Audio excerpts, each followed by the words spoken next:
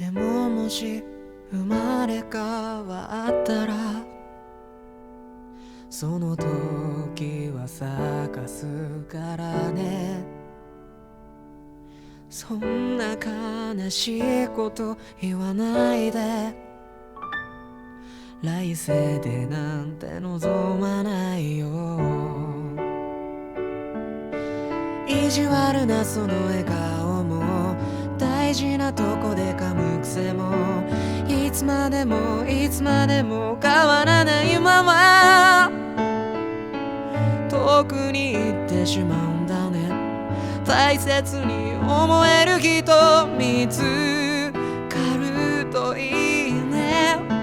生命線その途中で出会えたこと、さよならをしたこと、正しいとか間違いだとかそうじゃなくて君にありがとう。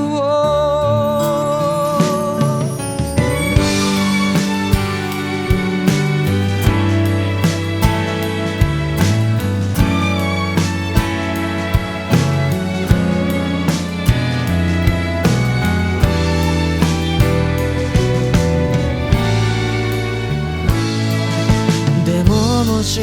また出会えるなら、もし次があるのなら今度はもうなくさないように嘘もつかないから、子供みたいににやけるとこも憂いを含んだ横顔もいつまでもいつまでも変わらないまま、君のその気持ちが離れていってしまった。僕はただ立ち尽くしてた。生命線その途中でまたどこかで偶然出会ったら胸を張ってあの日のようにうまく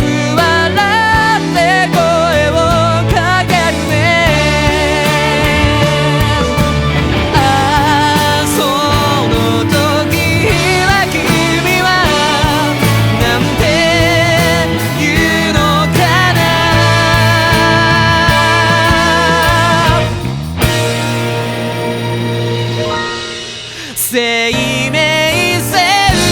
その途中で迷ってしまうような日が来ても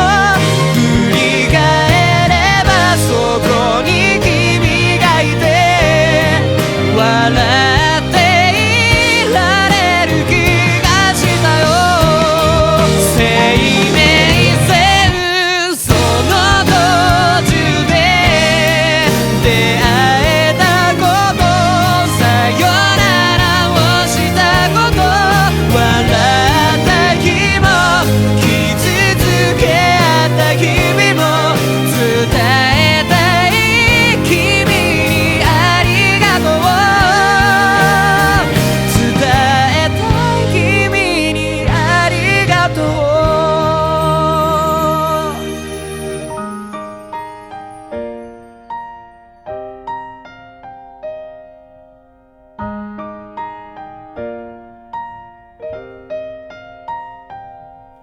でももし生まれ変わったらその時は咲かすからね。あの頃と同じようにうまく笑ってほしい。